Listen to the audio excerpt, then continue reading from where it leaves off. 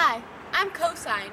I'm an even function, and you can see me written as x over r or cosine over 1. Hi, I'm tangent. I'm an odd function, and I'm also known as sine over cosine. Hi, I'm sine, and I'm an even function. Odd. My trig ratio is opposite over hypotenuse, or y over r. I'm secant, as you can see here. And I am the inverse of cosine, which is written as 1 over cosine. I'm an odd function. I can also be written as cosine over sine or 1 over tangent. If you write sine as 1 over sine, I become cosecant. I'm also an odd function. My trig ratio is r over y. And we're here to talk to you about Trig identities.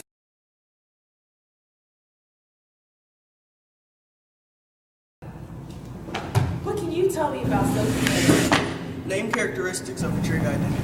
Can you name all 6 trig Sine, identities? which is opposite over hypotenuse. Ka is cosine, which is adjacent over hypotenuse. And toa is tangent, which is opposite over What can you tell adjacent. me about trigonometric identities? Well, there are a lot of them. A lot of them come from the Pythagorean theorem. So you have like cosine squared plus sine squared equals 1. You have your double angle identities like sine 2 theta equals 2 sine cosine. And then there are some with tangent. Identities, what do you think of? I think it's a cos. Secant is the inverse of cosine, which would be just 1 over cosine. And then cosecant is Also 1 over Toa? sine. Well, I know that it stands for sine, cosine, and tangent of a circle. Thank you, David. What math do you take? I take accelerated geometry.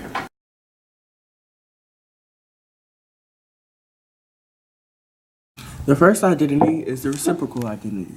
It says that sine of theta equals 1 over cosecant theta, cosine of theta equals 1 over secant theta, and tangent theta equals 1 over cotangent theta. We can use these identities to help us verify. The next identity is the Pythagorean identity. This says that sine squared plus cosine squared equals theta. The reason this is similar to the Pythagorean identity is because sine represents x, cosine represents y, and the 1 represents r. So it's like cosine plus y squared equals 1.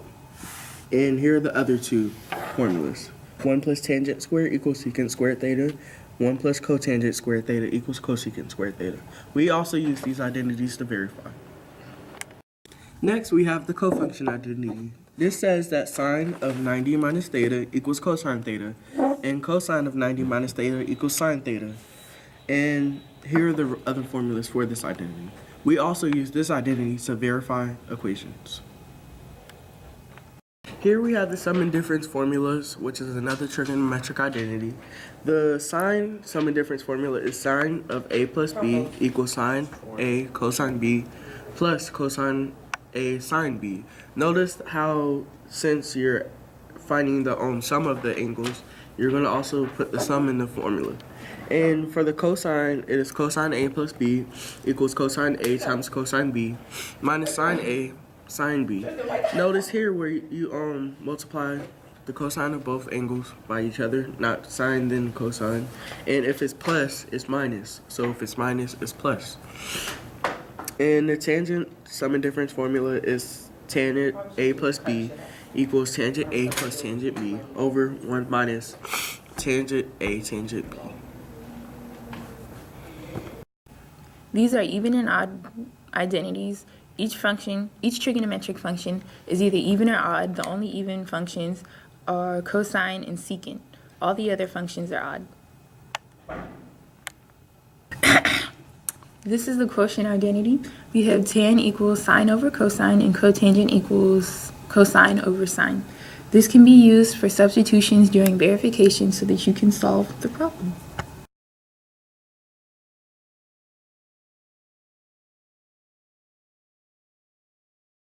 Today in this video, you saw Jahnae, Irene, and myself demonstrate the trigonometric identities and how they're used to help us solve math problems. Today in this video, we talked about a series of different topics, including sum and difference formulas, even and odd functions, and cofunctions. You can find these identities in other maths like calculus. Some of the identities that you may remember from this video are identities such as the cofunction identities, the even and odd identities, the Pythagorean identities, sum and difference formulas, and many more. Thank you for watching our video.